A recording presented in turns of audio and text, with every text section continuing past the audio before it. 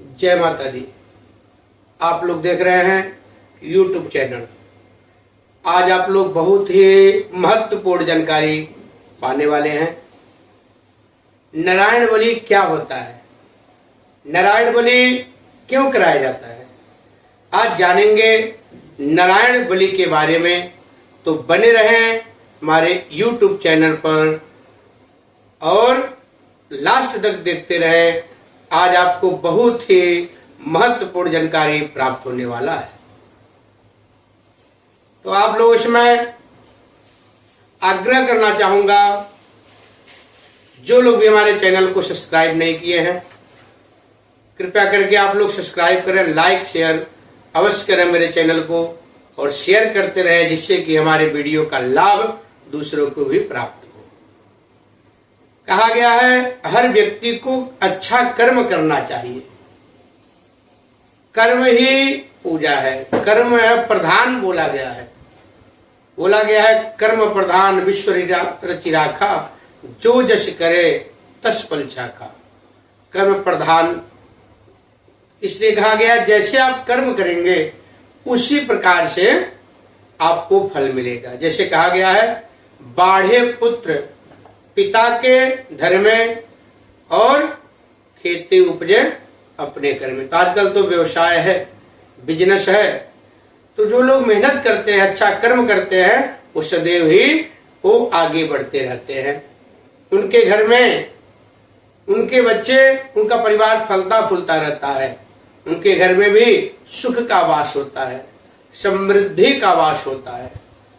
आज आप लोग देख रहे हैं नारायण बलि का विशेष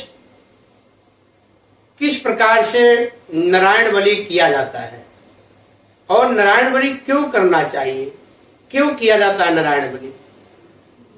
ये बात काफी लोगों को नहीं पता है, नारायण बलि कब करना चाहिए और किस लिए करना चाहिए। तो आज आप लोग बहुत ही महत्वपूर्ण वीडियो देख रहे हैं और ये वीडियो आप लोग देखने के बाद जिस प्रकार से मैं नारायण बलि बता रहा हूं उस प्रकार से ही नारायण बलि करवाएं। किसी योग्य ब्राह्मण, विद्वान ब्राह्मण से नारायण बलि कराना चाहिए, क्योंकि नारायण बलि का जो विधि है, नारायण बलि का जो संस्कार है, वह बहुत विधि विधान है, बहुत विस्तृत में है। इसमें जितना भी विधि है वह सारा विधि महत्वपूर्ण विधि है और वह विधि करने से ही नारायण बलि से जो फल मिलता है तभी फल मिलता है। तो आप लोग ध्यान पूर्वक सुने। सबसे पहले मैं बता दूं नारायण बलि क्यों किया जाता है।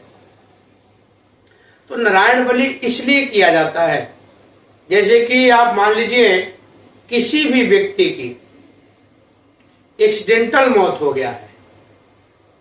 कोई व्यक्ति मान लीजिए कहीं से गिर करके मर गया है, जल करके मर गया है, बिजली की करंट लगने से मर गया है, फांसी लगा करके मर गया है, अस्पताल में मर गया है,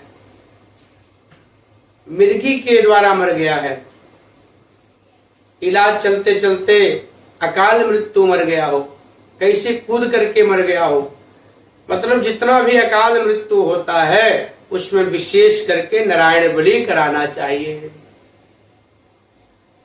अगर कोई व्यक्ति जहर खा के मर गया है उसका भी नारायण बलि करना चाहिए। कोई पानी में डूब करके मर गया है उसका भी नारायण बलि कराना चाहिए।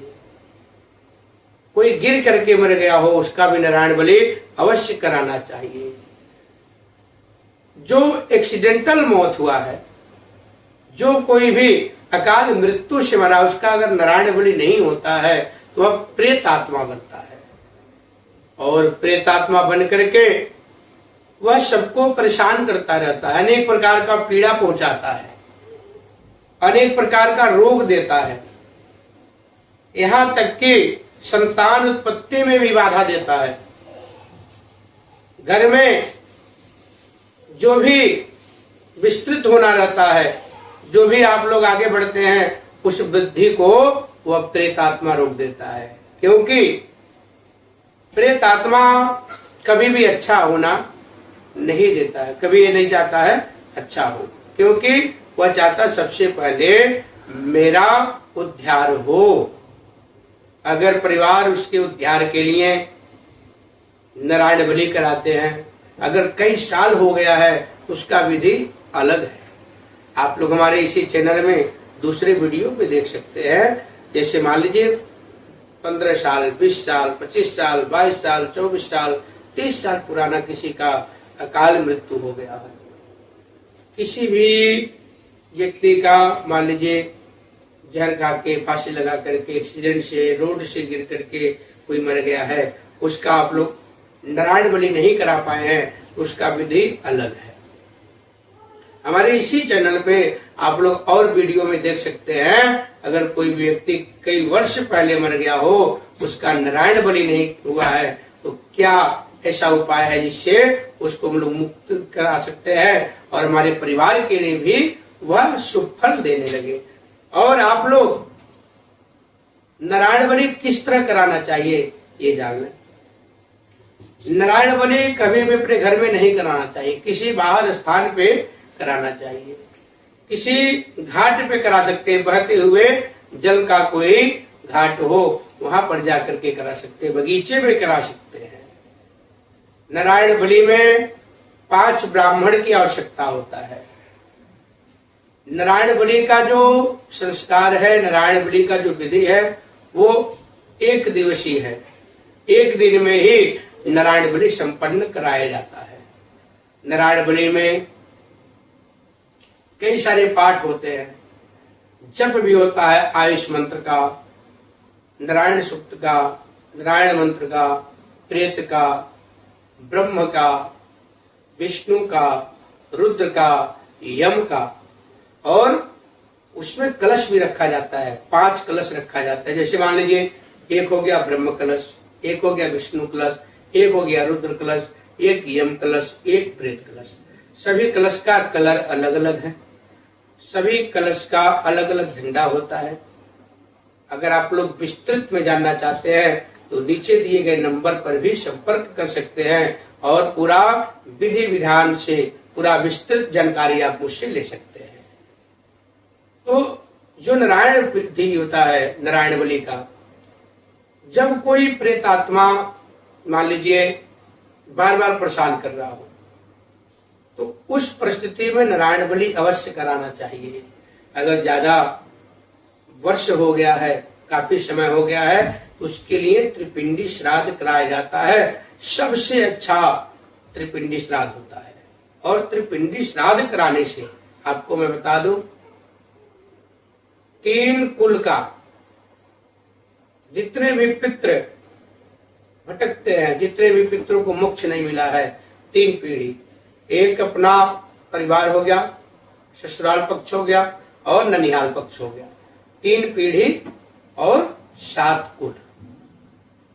आपके परिवार के दादा परदादा, वृद्ध परदादा, वृद्ध प्रपितामह, ऐसे 7 पीढ़ी के पितरों को आपके मोक्ष मिलने वाला है केवल नारायण बलि कराने से। तो आप लोग सोच सकते हैं नारायण बलि कराना कितना आवश्यक है और कितना ज्यादा इसका फल है। जब कोई भी प्रेत आत्मा भटकता है तो उसके लिए नारायण बलि अवश्य कराना चाहिए, तभी उसको मोक्ष मिलता है, तभी वह आपके परिवार में कोई ऐसा दिक्कत नहीं देगा। क्योंकि जब उसको मोक्ष मिल जाएगा, उसको स्थान मिल जाएगा, तो वह भटकेगा नहीं और वह स्थान पा जाएगा, फिर वह आगे का मार्ग तय कर देगा।